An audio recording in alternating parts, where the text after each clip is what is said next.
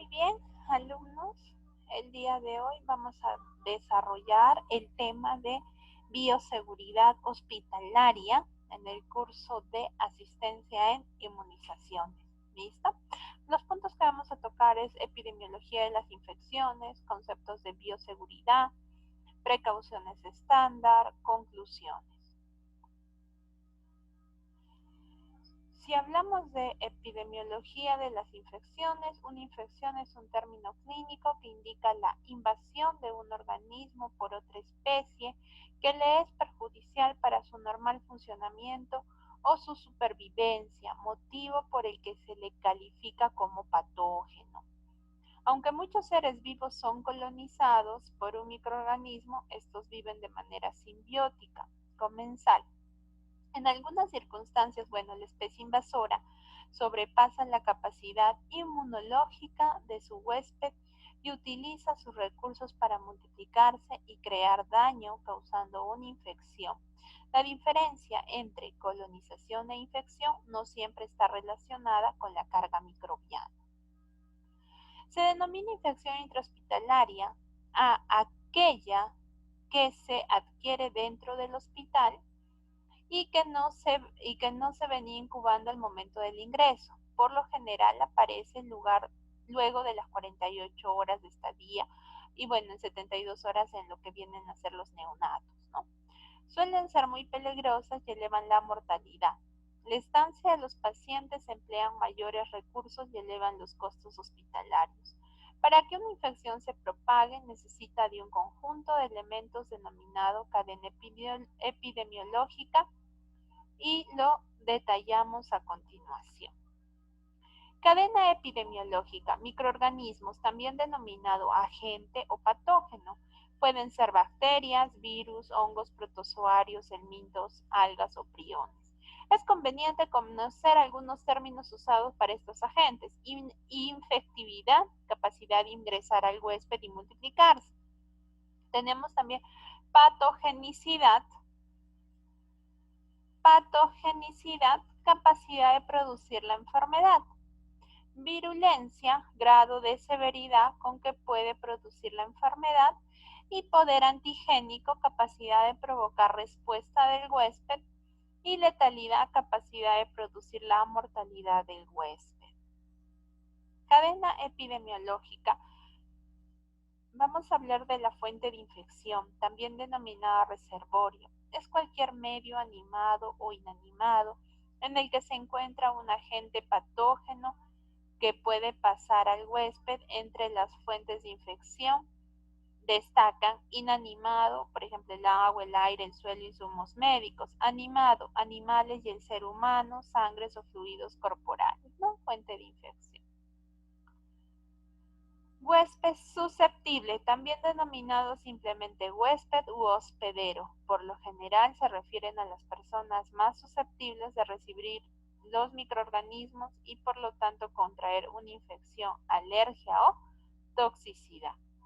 Mecanismo de transmisión, forma de cómo un microorganismo viaja desde la fuente de infección hasta el huésped susceptible. Pueden ser directo, cuando los microorganismos pasan directamente desde la fuente de infección hasta el huésped susceptible, ya que entre ella y este tiene lugar un contacto físico real. Y el indirecto, en los casos en los que existe un eslabón entre la fuente de infección y el huésped, tales como objetos en contacto con un individuo infectado, los alimentos y el agua. Muy bien. Vía de salida. Es la forma como un microorganismo sale de la fuente de infección, por ejemplo, a través de secreciones exhaladas por la tos o estornudo. En ciertas ocasiones, la vía de salida es a través también de heridas abiertas.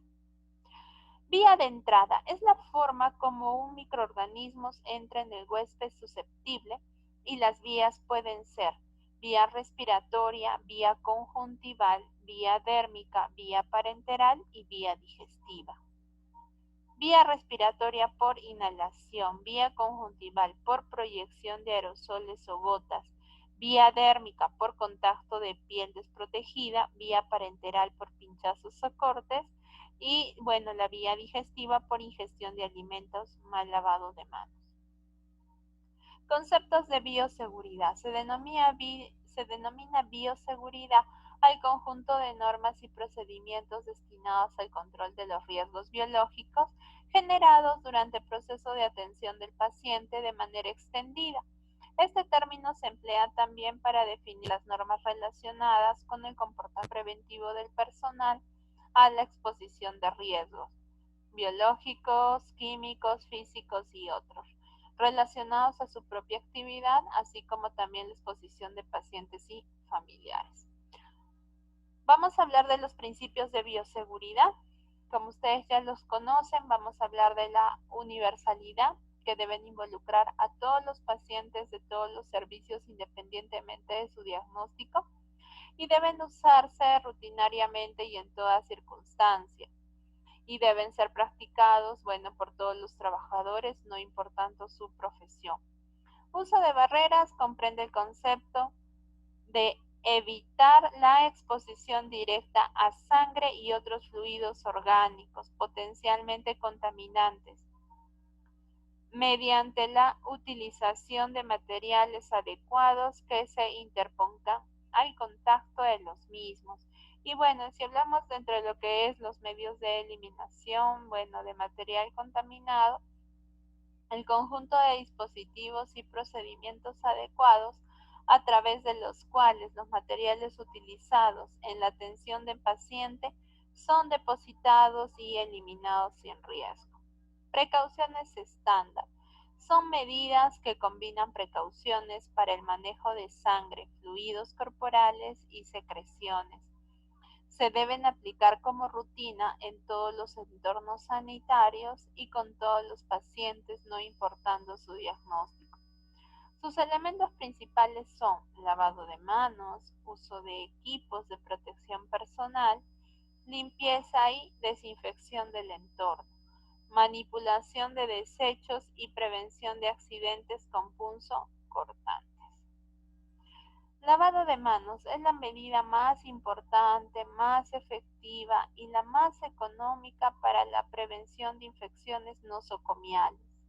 Sin embargo, estudios internacionales han demostrado que de manera global menos del 50% del personal cumple con un adecuado lavado de manos. La falta de adherencia está relacionada al sexo del personal. Por ejemplo, los hombres se lavan menos que las mujeres. La profesión, los médicos se lavan menos que las enfermeras y la carga laboral, los que tienen mayor trabajo con pacientes se lavan menos que el resto y facilidades arquitectónicas, ¿no? Las medidas que han demostrado efectividad para el apego del lavado de manos son educación continua del personal, educación al paciente que exige el lavado de manos, supervisión y promoción institucional. Momentos para el lavado de manos. Los momentos para el lavado de manos antes de entrar en contacto con el paciente, antes de hacer las tareas asépticas, después del contacto con fluidos corporales, después de entrar en contacto con el paciente y después de entrar con el contacto con el entorno con el paciente.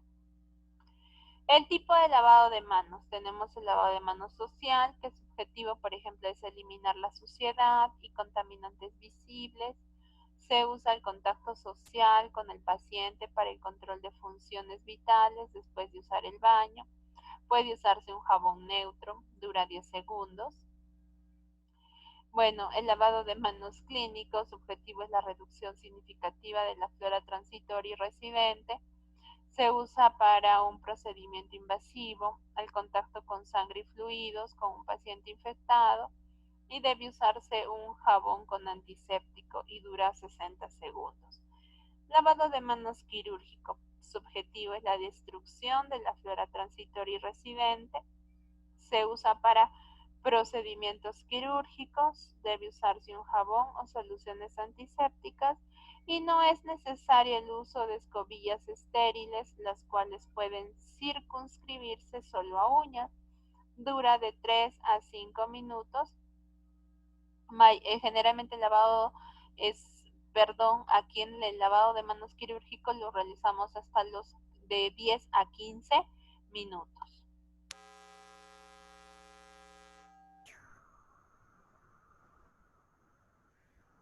La técnica de lavado de manos. Bueno, aquí para que no se confunda, generalmente decimos que dura de 3 a 15 minutos por las partes que vamos a ir cogiendo, ¿no? Lógicamente, ¿no? De lo que es la parte del brazo, del antebrazo y llegar a la mano. Entonces, en total suman los 15 minutos. Técnica de lavado de manos: mojarse las manos, bueno, poner el jabón, frotarse las manos hasta crear espuma, ¿no? Lógicamente tenemos que palma con palma derecha sobre dorso izquierdo, palma izquierda sobre dorso derecho, interdigitales, ¿no? Pulgares, pulpejos o yemitas, muñecas y luego vamos a enjuagar. Lavado de manos. Si las manos están visiblemente sucias, debe lavarse las manos con agua y jabón. Si las manos no están visiblemente sucias, puede usar los preparados con base alcohólica, alcohol gel, y estos preparados tienen una actividad efectiva contra los virus, hongos y bacterias gram positivas y negativas, y no son efectivos ante bacterias con esporas. Los preparados con base alcohólica disminuyen el tiempo de lavado de manos de 15 a 20 segundos y es tan efectivo también como el lavado de manos. No es cierto que los preparados alcohólicos lesionan o irritan más la piel en comparación al lavado de manos con agua y jabón. Los estudios no han demostrado diferencias significativas. ¿Listo? La seguridad de las manos. La piel debajo de los anillos está más densamente colonizada por gérmenes que las áreas comparables de la piel en los dedos que no tienen anillos. Por lo tanto, llevar joyas fomenta la presencia y la supervivencia de la flora transitoria. Está prohibido, como ustedes saben, ponerse anillos o joyas durante la atención de salud. Las áreas por encima y por debajo de las uñas atraen a los gérmenes, sobre todo si las uñas son largas, están esmaltadas y son postizas. Usar uñas artificiales puede contribuir a la transmisión de ciertos agentes patógenos asociados a la atención de salud.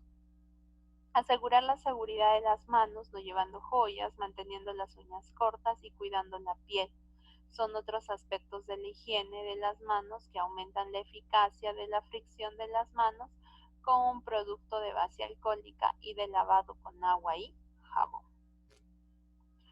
Uso de guantes. Es un mecanismo de barrera de protección de riesgos biológicos y la exposición de sangre, fluidos corporales y contra objetos punzocortantes. Su uso es necesario cuando haya contacto con sangre, fluidos, piel no intacta o mucosas del paciente. Además, cuando se vayan a hacer procedimientos invasivos con una venipuntura o manipulación de objetos manchados con sangre o fluidos corporales. Debe verificarse su integridad antes de colocárselos. Debe cambiarse también cuando estén rotos o deteriorados. Además, debe cambiarse entre pacientes y después de tener contacto con solventes o aceites. Tipos de guantes. Tenemos los quirúrgicos, los de exámenes y los utilitarios, ¿no?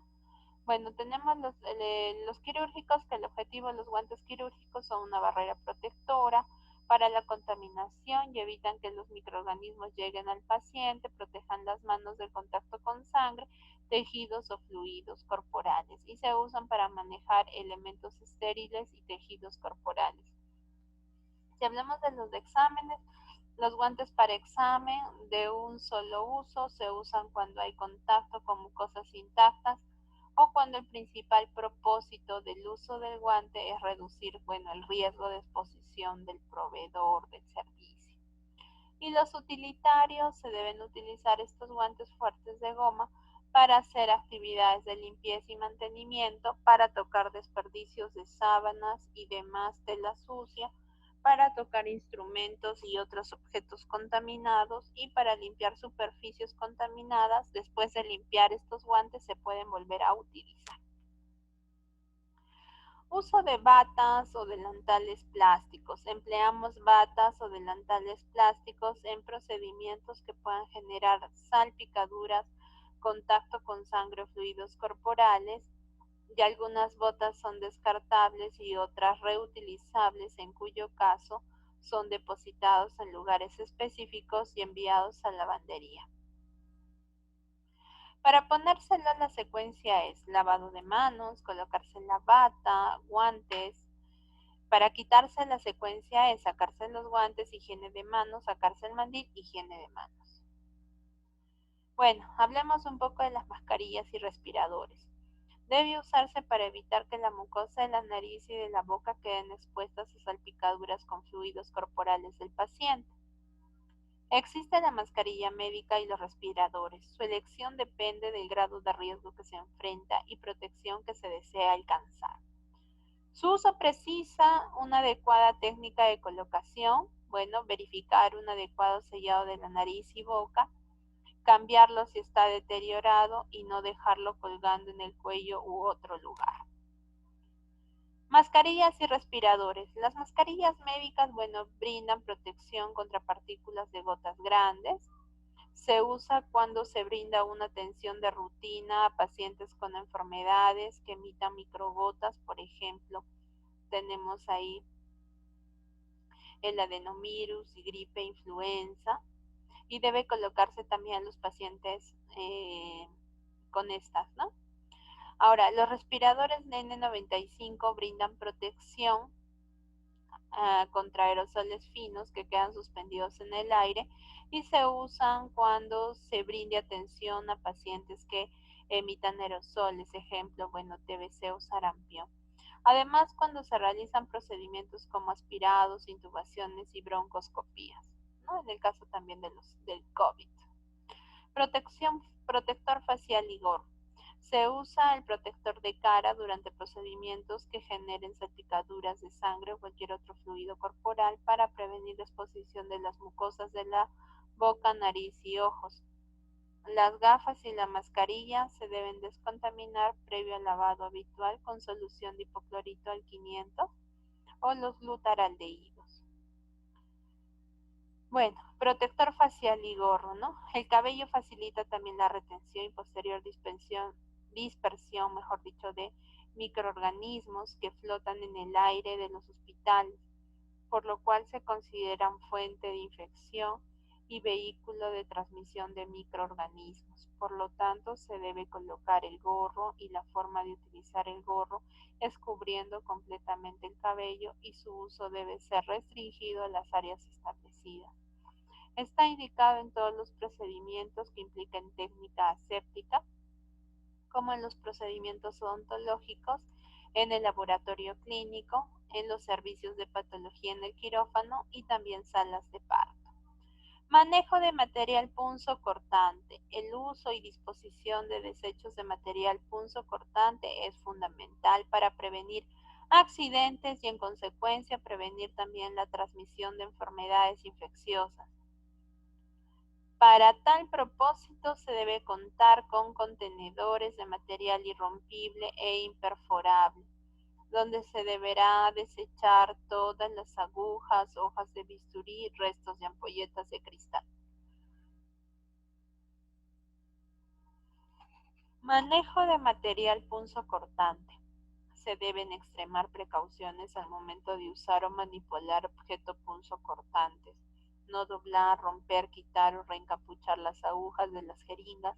Usa el destructor de agujas o la caja rígida para tal efecto y no tirar al tacho las agujas. Acá también van las lancetas. Manejo de ropa sucia. Toda ropa sucia debe colocarse en bolsas de plástico y transportarla en carros exclusivos. Y se debe usar guantes para manipularla cuando se cierre la bolsa. Procurar el aire que sale de la misma se dirija hacia donde no haya personas. Otras normas en bioseguridad, orientadas a proteger al personal que labora en instituciones de salud y a los pacientes visitantes y al medio ambiente que pueden ser afectados como resultado de la actividad asistencial. Mantener el lugar de trabajo en óptimas condiciones de higiene, realice desinfección y limpieza de las superficies, elementos, equipos de trabajo al final de cada procedimiento y al finalizar la jornada de acuerdo al proceso descrito en el manual de limpieza y desinfección. No es permitida la preparación y consumo de alimentos en las áreas asistenciales y administrativas. No guardar alimentos en las neveras ni en los equipos de refrigeración de sustancias contaminantes ni químicas. Y bueno, ¿no? También tenemos que utilizar un par de guantes por paciente. Evitar deambular con los elementos de protección personal fuera del área de trabajo. Mantenga sus elementos de protección personal en óptimas condiciones de aseo en lugar seguro y de fácil acceso. Restringe el ingreso de alto riesgo biológico al personal no autorizado y al que no utilice los elementos de protección personal necesarios y a los niños. La ropa contaminada con sangre, líquidos corporales u otro material orgánico debe ser enviado a la lavandería en bolsa plástica roja. Disponga el material patógeno en las bolsas de color rojo, rotulándolas con el símbolo de riesgo biológico. Muy bien, eso es todo, listo, en todo lo que es bioseguridad. Muchas gracias. Entonces, cualquier duda, cualquier pregunta, por favor me la hacen llegar a mi WhatsApp. Ahí yo les podré responder todas sus dudas y todas sus preguntas, ¿sí? Entonces, todo esto lo vamos a subir a la plataforma virtual.